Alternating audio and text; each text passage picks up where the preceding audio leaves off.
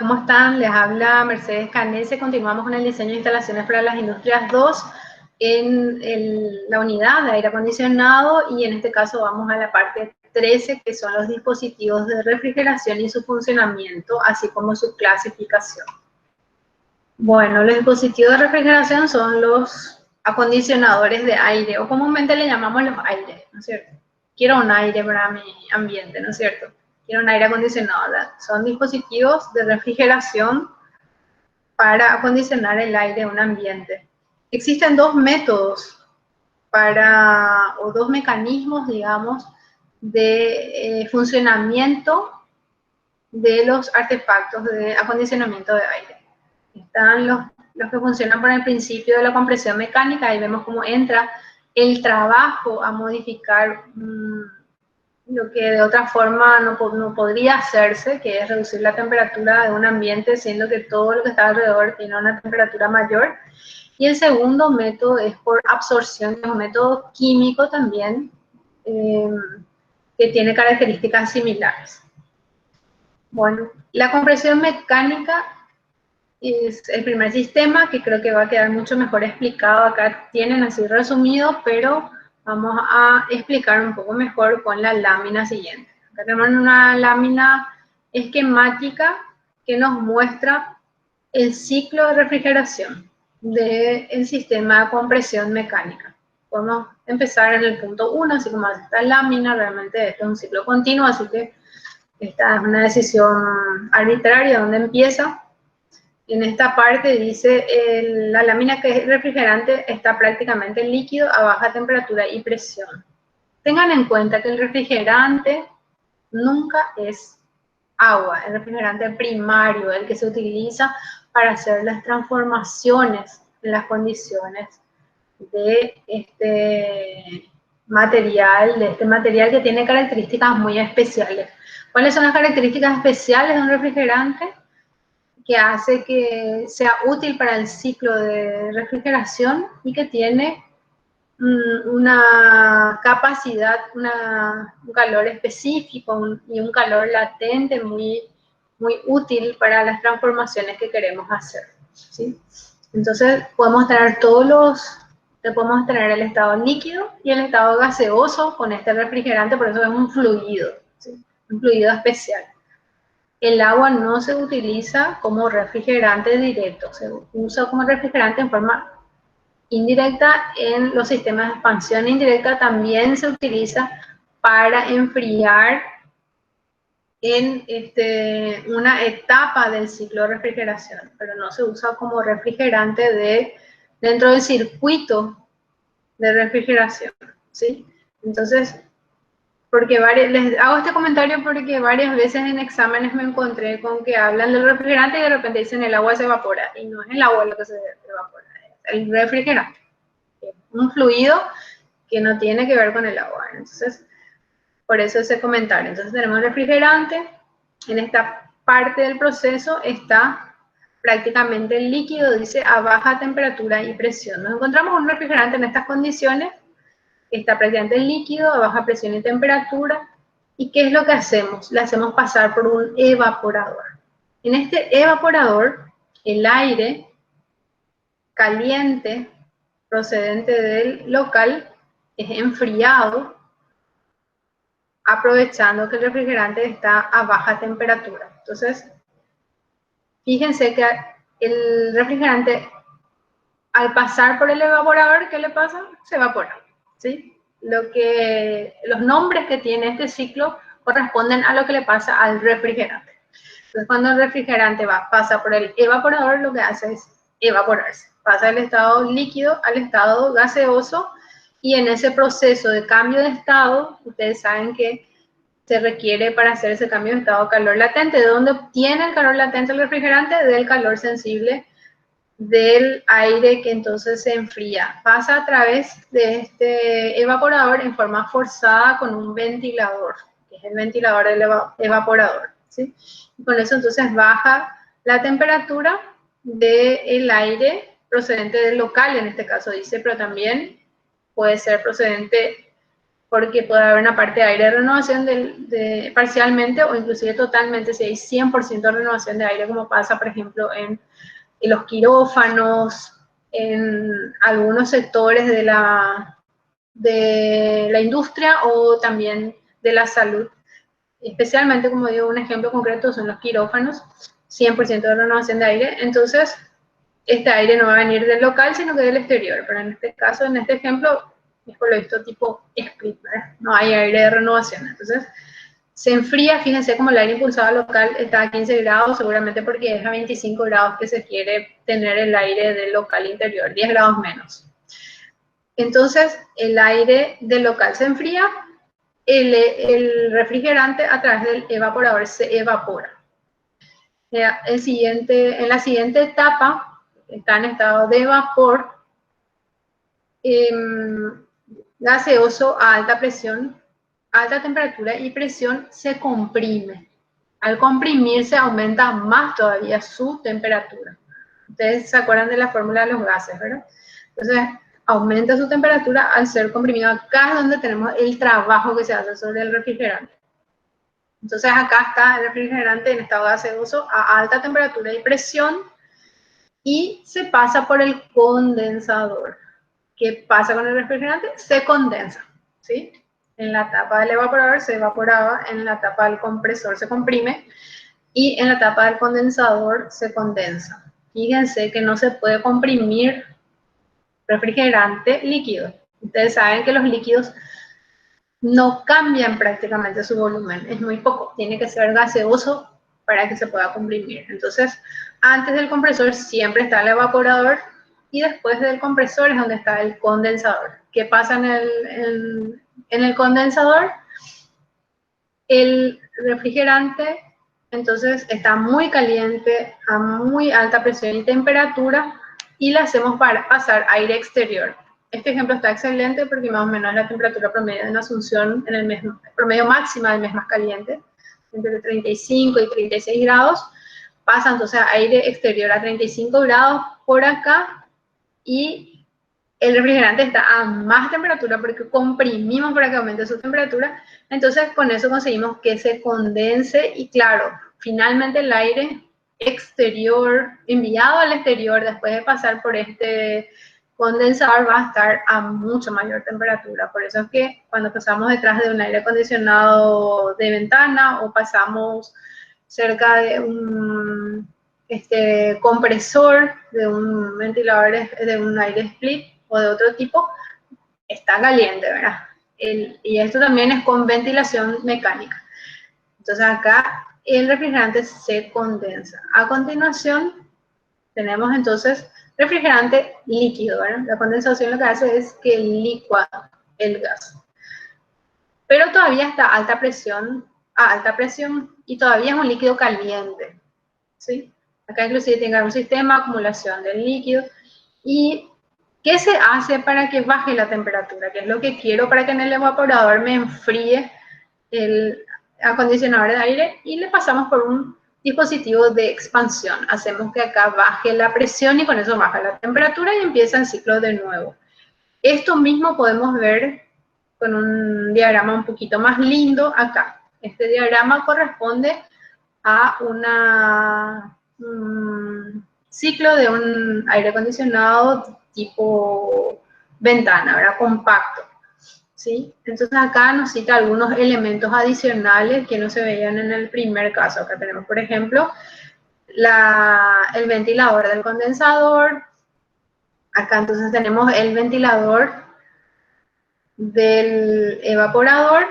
Es el evaporador porque acá tenemos nuestro refrigerante frío que pasa a través de este evaporador y se evapora. Acá tenemos un dispositivo que es un acumulador que va acumulando si queda algún resto de refrigerante líquido porque no puede entrar en el compresor refrigerante líquido. Ustedes saben que para que se comprima tienen que estar en estado gaseoso. Entonces ahí tenemos ahí algunos elementos adicionales de esta parte. Bueno, a ver un poco. Sí, acá estamos bien. Después, ¿qué más tenemos acá? Si en vez de usar aire exterior como enfriador en esta etapa, ¿verdad? En vez de usar aire exterior para hacer el proceso de condensado para hacer el proceso de condensado de nuestro refrigerante, en vez de usar aire exterior, usamos agua. Entonces necesitamos una torre de enfriamiento. Podemos usar agua para enfriar el refrigerante, ¿sí? Eso es algo que también en algunos casos es más conveniente, ¿sí? Y en ese caso se requiere una torre de enfriamiento también a través del agua. El agua tenemos que hacerle un ciclo también de enfriamiento. Una parte del agua, por supuesto, se va perdiendo y se va reponiendo por evaporación. Bueno, los compresores también pueden ser de diferentes formas, alternativos, a pistón, que son los más usados, espirales, llamados crawl, axios helicoidales, a tornillos o centrífugos para grandes instalaciones. Sobre compresores, vamos a ver un poco más cuando también estemos en el capítulo 4 en la unidad 4 de aire comprimido. Ahí vamos a ver un poco más a profundidad el tema de los compresores. El funcionamiento del ciclo de refrigeración puede invertirse con una válvula conversora. Esto también es muy interesante porque es una forma de convertir un aire acondicionado en una calefacción. A esto se le llama bomba de calor. Los aire acondicionados, entonces los artefactos de acondicionamiento de aire pueden ser frío-calor porque invierten el ciclo. En algunos casos puede ser que usen nomás una resistencia eléctrica, pero en otros casos puede ser que resulte más conveniente hacer esa inversión de ciclo. Entonces, ahí en ese caso lo que va a pasar es que el aire, lo que vamos a hacer es que en el proceso de calentamiento del refrigerante lo que vamos a hacer es calentar el aire para que queremos que se aclimate, que aumente, que calefaccione un ambiente. Se invierte el ciclo y puede funcionar de esa forma o puede funcionar de la otra forma. Con estas válvulas, entonces el bypass, se hace ese intercambio. El otro sistema de refrigeración es por absorción. En el caso del sistema de refrigeración por absorción, es una tecnología conocida hace muchísimo que se dejó de usar, pero ahora otra vez está despertando nuevo interés. ¿Por qué? Porque esta tecnología necesita una fuente de calentamiento y aprovecha algunas propiedades químicas para hacer un proceso químico y después físico de enfriamiento. Lo que aprovecha es el principio de absorción de gases como agua de amoníaco o cloruro de litio del agua, y con eso hace el proceso. ¿Alguna vez escucharon hablar de las heladeras a queroseno? Bueno, esas heladeras a queroseno usaban el principio de absorción y eran heladeras que funcionaban obviamente sin electricidad. ¿Por qué ahora despierta otro interés? Porque en vez de queroseno se puede usar la energía solar, por ejemplo. Entonces ahí aprovechar el calor, la energía solar térmica, el calor del sol para refrigerar también. El inconveniente de estos sistemas es que necesitan estar estancos, o sea, no se puede usar, por ejemplo, sería buenísimo poder usar la energía solar para tener un aire solar en un vehículo, pero no se puede usar esto en movimiento.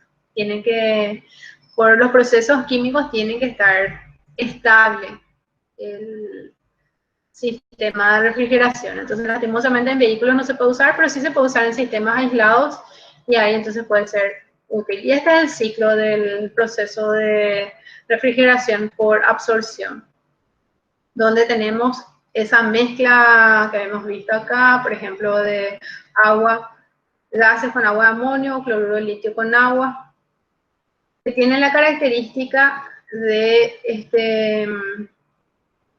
desprender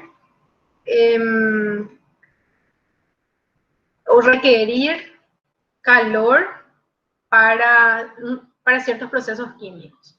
Entonces acá podemos ver más o menos el esquema, hay más información sobre esto en la web. Yo puse acá un enlace, pero hay muchos otros donde podemos ver más información sobre esto. Y también necesita una bomba, una válvula de expansión, tiene también un condensador, un evaporador, pero acá en esta parte es donde el ciclo es un poco diferente porque en el generador se produce una separación de esta solución que para después, que al unirse nuevamente en este sistema necesita calor y eso es lo que hace que se enfríe el refrigerante. Bueno, ahora vamos a ver la clasificación de los equipos de acondicionamiento de aire. Los equipos de acondicionamiento de aire tienen dos partes, que son la planta térmica y frigorífica, que es la calefacción o refrigeración, y la unidad de tratamiento de aire, porque también ustedes saben que el aire se tiene que filtrar. Ahora las normas son más exigentes sobre eso.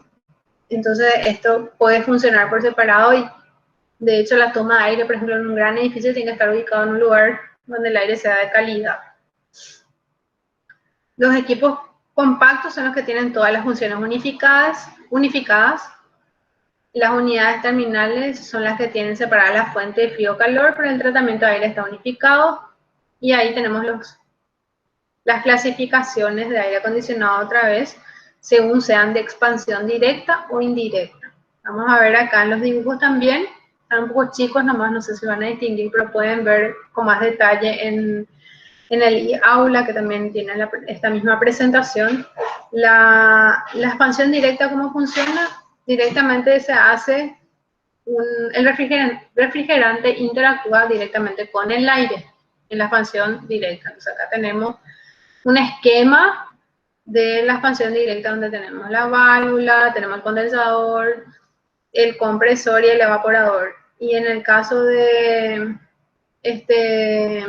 la expansión directa, entonces directamente la serpentina de refrigeración interactúa con el aire que se quiere enfriar, ¿sí? En este caso con el evaporador.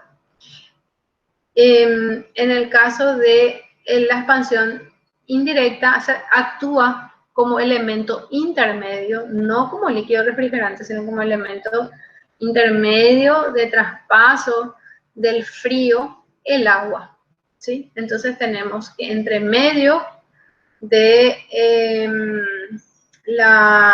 el líquido refrigerante, el aire, está el agua. Entonces el líquido refrigerante enfría el agua y el agua enfría el aire, ¿sí? En el evaporador entonces se usa agua para el enfriado y a su vez el agua va por unas tuberías, por ejemplo, y enfría el aire a su vez. La ventaja de un sistema así, y bueno, y acá del otro lado tenemos también el agua para enfriar el refrigerante en la torre de enfriamiento, ¿sí? Entonces acá el agua se calienta y después se vuelve a enfriar a través de la torre de enfriamiento, pero el principio de expansión indirecta es que el agua está como intermedio entre el refrigerante y el aire que quiero enfriar. La ventaja de este sistema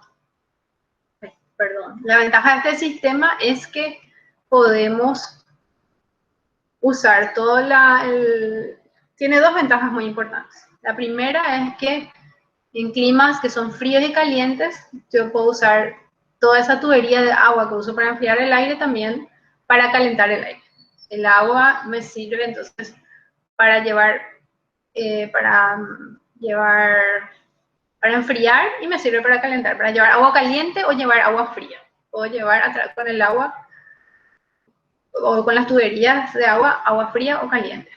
La segunda ventaja es que evitamos la contaminación de los ambientes. Supongamos que tenemos un sistema de aire acondicionado centralizado. Entonces, si nosotros tenemos un sistema de aire acondicionado centralizado y tenemos un sistema de expansión directa, el aire puede estar recirculando parcialmente, es lo más probable, porque inclusive está totalmente sin renovación de aire entre los diferentes ambientes, porque el aire va a ser tomado va a haber toma de aire y expulsión de aire en los diferentes ambientes que van a un solo sistema de enfriamiento del aire. En cambio, si yo utilizo el sistema de expansión indirecta, lo que va a llegar a los diferentes ambientes es el aire entubado, el agua entubada, y esa agua entubada es la que, el agua entubada es la que va a enfriar el aire de los diferentes ambientes, y entonces puedo mantener los ambientes estancos y evitar la contaminación del aire de un ambiente al otro, al menos por el sistema de aire acondicionado. Esto es cada vez más importante también por las enfermedades respiratorias, el coronavirus, en este caso la pandemia, pero en general para evitar enfermedades que se pueden transmitir por el aire. Con eso terminamos esta parte, vamos a ver más detalles sobre este tema en un siguiente video.